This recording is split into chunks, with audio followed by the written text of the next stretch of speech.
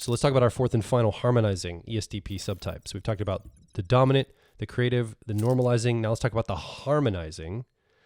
What does this subtype of ESTP look like? So this is the least common style or subtype of ESTPs. In fact, this ESTP probably doesn't even know they're an ESTP. They probably mistyped as possibly an intuitive or even maybe an intuitive judger, possibly a feeler. Wow. This is a ESTP that is a lot more toned down, and Dario says that they're more common in older age, right? Again, we are not stuck in a subtype. Our lives influence our subtype, and arguably one of the things we want to do is be able to be flexible enough to move in and out of all of these. Oh yeah. So the harmonizing subtype is usually seen, not always, but usually seen in an older version of an ESTP. The characteristics are that they're highly attentive to other people's behavior, very caring, deeply insightful while still remaining practical, and relatively patient for this type. ESTPs are not usually known to be patient. This is the most patient of the ESTPs.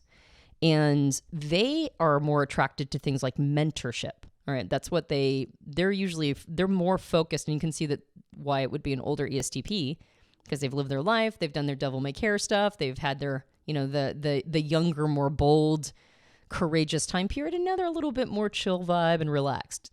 Doesn't mean that you can't be a younger harmonizing ESTP, but it's just more common when they get older.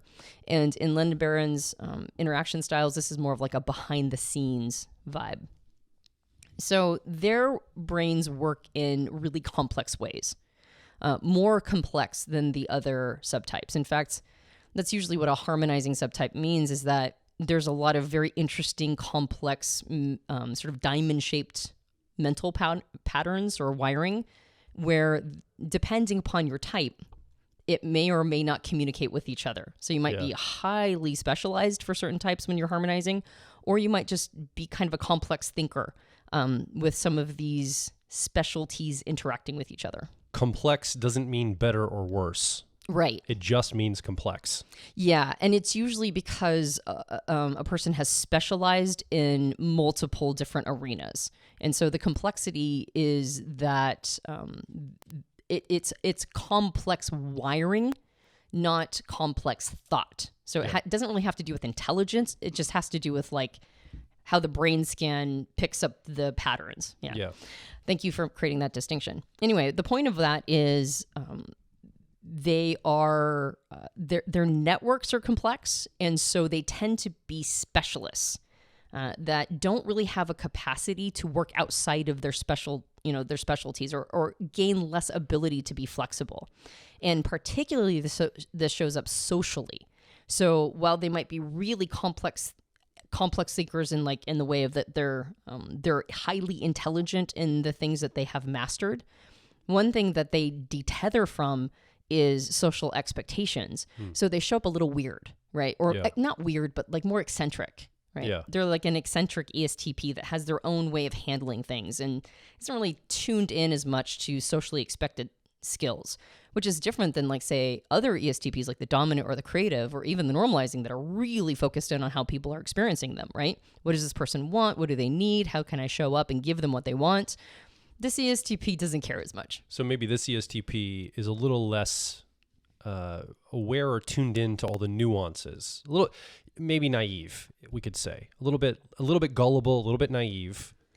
Not because they're dumb, but because their brain's just not focusing on those things. Well, possibly if they're a young version of this, but I suspect that the reason why this is more common in older ESTPs is that they just have gotten over it. Gotcha. They just don't care as much. And they've given themselves permission to be a little bit more idiosyncratic. Yeah. Not worry what the crowd thinks. Right. And exactly. So because of that, though, when it comes to career choice, they have more of a knack with working one-on-one with people, right? They're not as scaled as like the dominants. They're not needing that constant feedback like the creative would. They're not as sort of plugged into institutions as maybe the normalizing would. They're more sort of subtle. There's like a subtlety to these ESTPs that prefers the one-on-one interaction and particularly live and in person. Yeah. Like that's really important, is not just one-on-one, but live and in-person experiences. And they have a capacity to key in on someone and adjust their own language and behavior to be able to energetically guide a situation.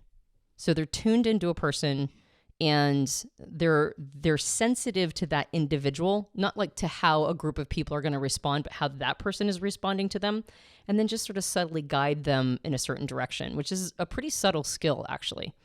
So because of that, this makes them very good actors, right? Particularly good actors, counselors, diplomats, high-end salespeople, right? Not somebody who is like, just like your general salesperson, but somebody who's like selling something that's really expensive, right? And needs a lot of sort of understanding and education and teaching, but at the same time guiding to, to the results. They're really good poker players and they can even be like shamans or into psychology. They can make really good therapists or psychologists. And they oftentimes have a multicultural background.